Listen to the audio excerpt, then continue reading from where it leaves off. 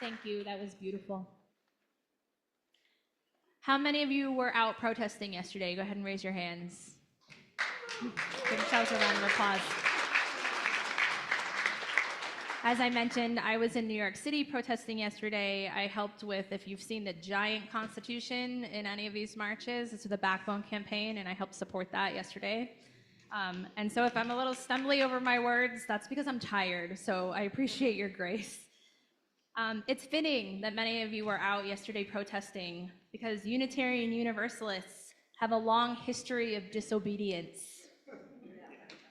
From the earliest days of Christianity, Unitarians and Universalists have questioned dominant religious, political, and social norms.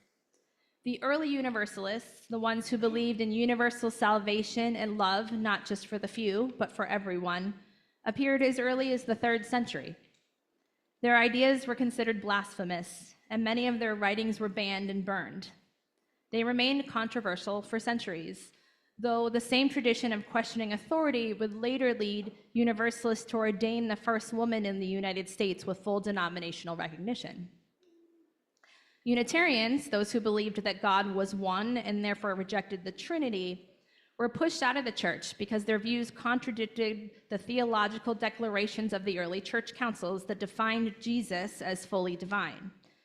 In the 4th century, when Christianity became aligned with the Roman Empire, disagreement with church doctrine became disagreement with imperial power.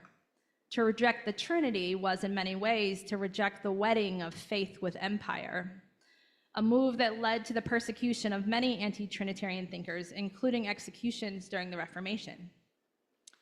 Questioning authority is a part of our lineage. In 1847, the Unitarian thinker Henry David Thoreau wrote about his refusal to pay taxes in protest of slavery and the war against Mexico. In that essay, he coined the term civil disobedience.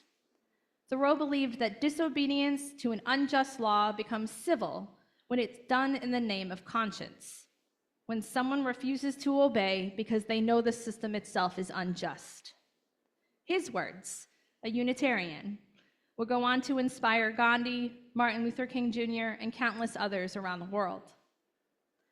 But there's a small piece of this story that is often overlooked.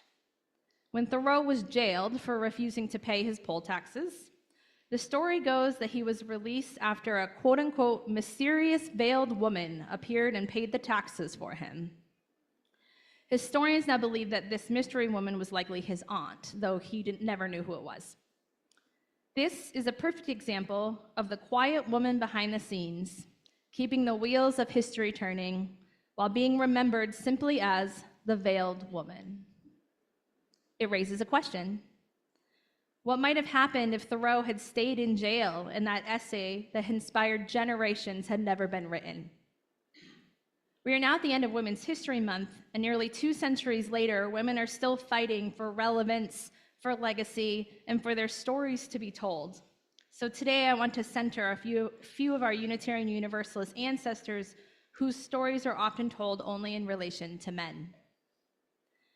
Because the truth is that history of civil disobedience is not found in famous speeches, it is found in ordinary people who refuse to cooperate with injustice, and in the people who sustain justice movements with labor that history rarely bothers to record. One of those women was Lucy Stone. Lucy was a Spitfire, and I must admit, I definitely would have forced her to be my friend. Declaring herself a Unitarian while attending college at age 25, she became the first woman to graduate with a bachelor's degree in the state of Massachusetts in 1847. Though she had earned the honor to speak at the commencement ceremony, she refused, because as a woman, she was not allowed to read her own speech. Instead, she began writing and delivering abolitionist lectures across the country, often negotiating her invitations so she could include women's rights alongside anti-slavery arguments. She helped organize and spoke at the first National Women's Rights Convention. She was so passionate and effective that her speech inspired Susan B. Anthony to take up public speaking and become one of the leading figures of the suffrage movement. This is the second UU ancestor in this sermon who inspired the movement champions that history actually remembers. My favorite part of Lucy's story, though, was her subversiveness towards social norms. Though she was opposed to marriage at the spinster age of 37, she reluctantly fell in love after the persistent courting of Henry Blackwell. He promised they could have a marriage of equal partnership despite the law. At their wedding in 1855, they asked the minister to read a statement written by the bride and groom. Quote, "Current marriage laws refuse to recognize the wife as an independent, rational being, while they confer on the husband our injurious and unnatural superiority, investing him with legal powers which no honorable man would exercise and which no man should possess." Lucy's disobedience to social expectations made her most famous for, no, not for her abolition work or her suffrage leadership, but for being the first woman in the United States to legally keep her maiden name. Lucy Stone understood the systems of injustice depend on our cooperation, and sometimes justice begins with just a simple act of refusal. Lucy Stone helped build the early movement for women's rights, insisting that women deserved a voice in public life. A generation later, Fannie Barrier Williams stepped into that movement and asked an even harder question: which women? A talented Black teacher, activist, writer, and musician, Fannie Barrier Williams became the first African-American woman to graduate from what is now SUNY Brockport in 1870. Inspired by her parents' friend, Frederick Douglass, she traveled south to teach newly freed Black students after the Civil War. When she was hastily pushed out of teaching positions, she went to Boston to study piano and was asked to leave there as well. Eventually, she and her husband moved to Chicago, where they joined All Souls Unitarian Church. As Chicago prepared to host the 1893 World Fair, All Souls organized the World's Parliament of Religions, a global gathering meant to foster understanding amongst faith traditions. But of course, no women of color were included in the planning. To appease objections, Fannie Barrier Williams, who was well-liked amongst white organizers, was asked to organize exhibits for the Women Hall, and she was invited to speak. Her words still ring prophetically today. Quote, "It is a monstrous thing that nearly one-half of the so-called evangelical churches of this country, those situated in the South, repudiate fellowship to every Christian man and woman who happens to be of African descent. It is a shameful thing to say of the Christian religion as practiced in one part of our country that a young colored man seeking spiritual enlightenment will find a readier welcome in a saloon or any other place than he will in an evangelical church." She continued, "When such a religion becomes part of the breath of life, not only of the colored people, but of all the people in this country, there will be no place or no time for the reign of prejudice and injustice."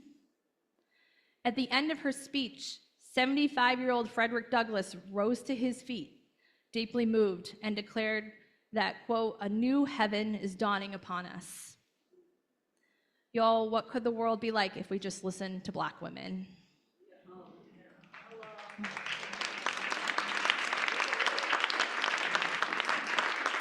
Even as women like Fannie Barrier Williams spoke truth to power, the abolition movement is often remembered through the speeches of men, but it ran on the labor of women, the labor of organizing, the labor of sustaining communities, the labor of caring for people when the consequences of justice work came home. Throughout Unitarian history, women carried enormous portions of that work. One of those women was Marie Weston Chapman, a Boston abolitionist deeply embedded in the reform networks of the Unitarian world in the mid-1800s. She organized the Boston Female Anti-Slavery Society and coordinated massive anti-slavery fairs that raised the money that kept abolitionist work alive. This was unpopular and dangerous work. Anti-slavery meetings were attacked by mobs, and newspapers mocked abolitionists as dangerous radicals. Sounds familiar, doesn't it? Through relentless organizing, writing, and fundraising, Chapman helped build the infrastructure and community that allowed abolition to grow into a national movement. In many homes connected to Unitarian and other abolitionist networks, freedom seekers fleeing slavery were hidden, fed, and sheltered. Ministers sometimes appeared in the history records as the heroes of some of those stories. But inside those homes, The cooking, the tending, the care for people arriving traumatized in the middle of the night, that labor was almost always carried out by women. And it still is today. Women have long been the ones cleaning up the damage created by systems built by men with too much power.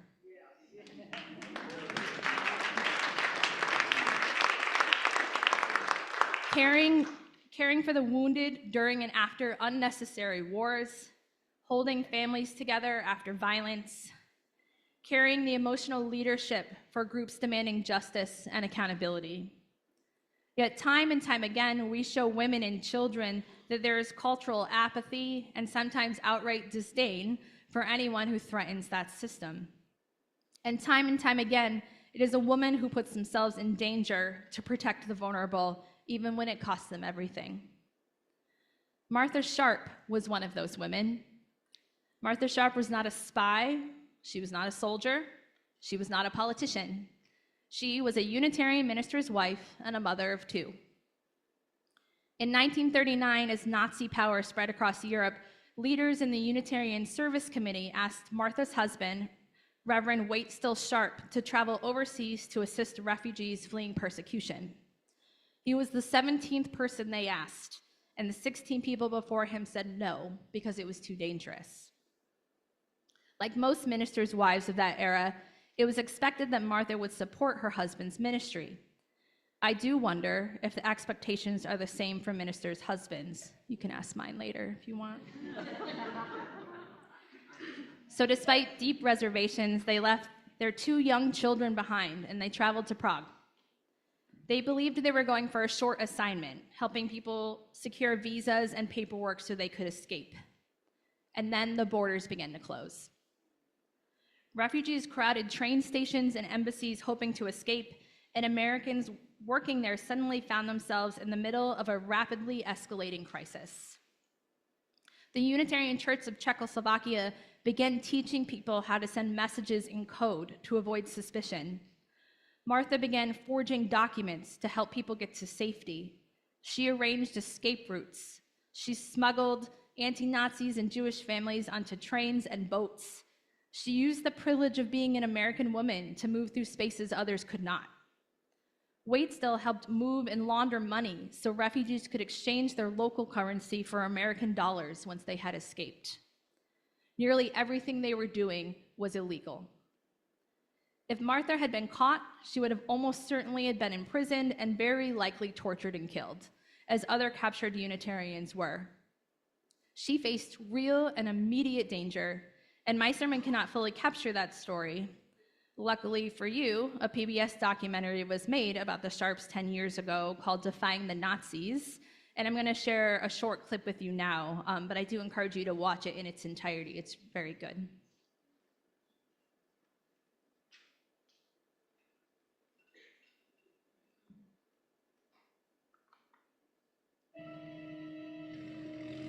Later that evening, I found a taxi in the early darkness, and noting that the driver had a companion in the front seat, gave an address which was near, but not actually the one which was my destination.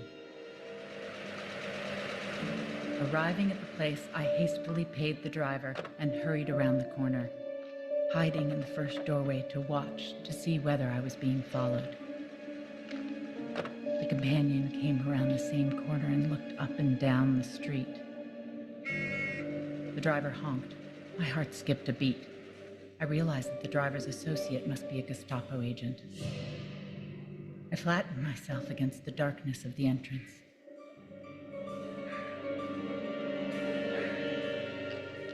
He walked right by.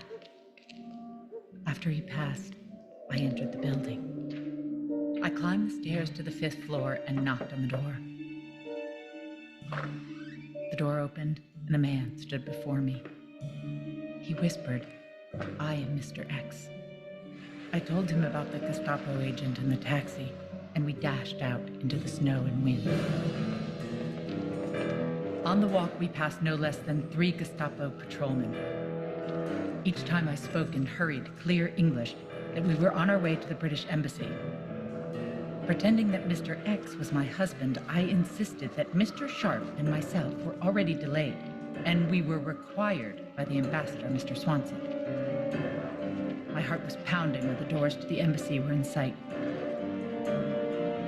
And the third patrolman was holding us up, looking over my passport.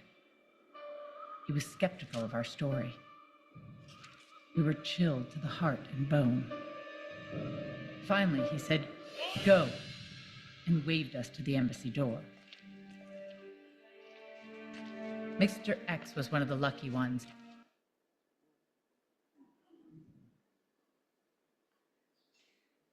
Over the course of their missions, the Sharps directly helped more than 200 people escape the Nazis, and hundreds more through their logistics and refugee networks. And then Martha went back a third time, this time without her husband. She wrote a letter to her young son telling him that she missed him terribly, but that there were children like him who needed help. I'd like you to sit with that for a moment and imagine Martha sitting down to write that letter to her child and how difficult that must have been. Martha was an ordinary person. She wasn't trained to be brave. She wasn't trained for combat or particularly skilled at forging documents or smuggling people out of the country. She was simply someone who felt the moral obligation to do something. And it cost her. She and Waitstill later divorced. Justice for the collective often comes at personal cost for those closest to us. These decisions are not simple and they are not easy.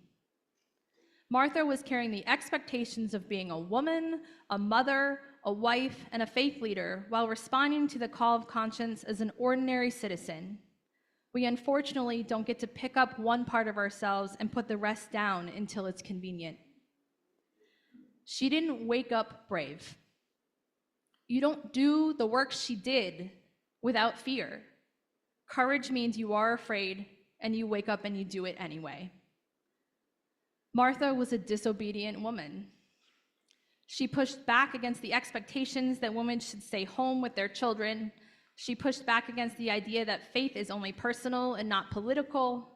She pushed back against the idea that the law is always just. If Martha had been waiting for approval from the system that binds us, she would have stayed home.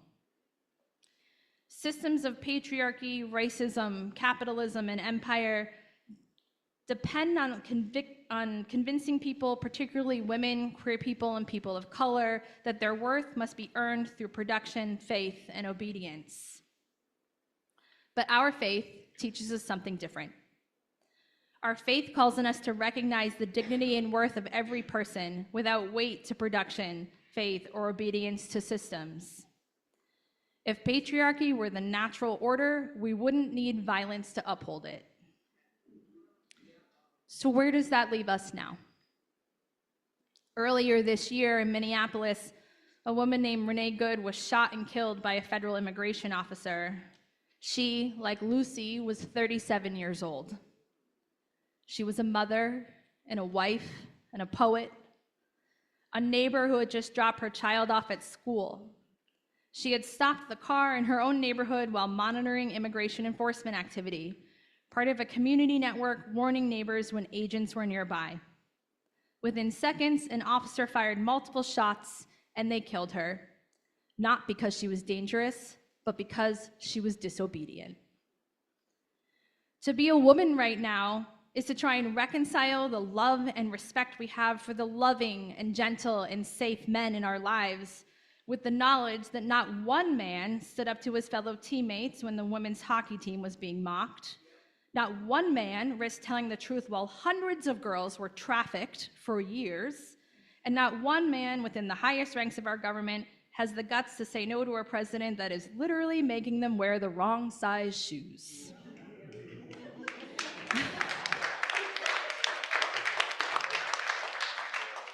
If you recognize internal rage like I do in this moment, I invite you to let yourself feel that. That rage is righteous. It's a sacred rage because it serves as the voice of love. That rage needs to come out because outrage connects us. Our tears baptize us, and our grief connects us to that community of love. Feminine rage is not hysteria or overdramatic or too much. It is the sound of women refusing to disappear quietly from the stories that intended to silence them. You may think that it suddenly seems loud, but perhaps that's because you are used to the comfort of quiet. I want to say something directly, especially to the men in the room. We all know that women already run much of this church and continue to carry enormous portions of the emotional and logistical labor that keeps our faith a living tradition. Women have and always will be the source of life. And yet women and children are still fighting to be heard, to be believed, and to be safe. Let me ask, safe from who? We need you. The work of dismantling patriarchy cannot be carried by women alone. So if there's something sharp in this ending today, it's intentional. It's in honor of Martha Sharp. Sharp in honor of Renee Good. Sharp in honor of the veiled woman. Sharp in honor of every woman and girl whose stories were stolen and erased, and in honor of our spiritual ancestors whose holy refusal has moved justice forward. Because sometimes the most faithful response to an unjust system is simply this: no, you can't make me.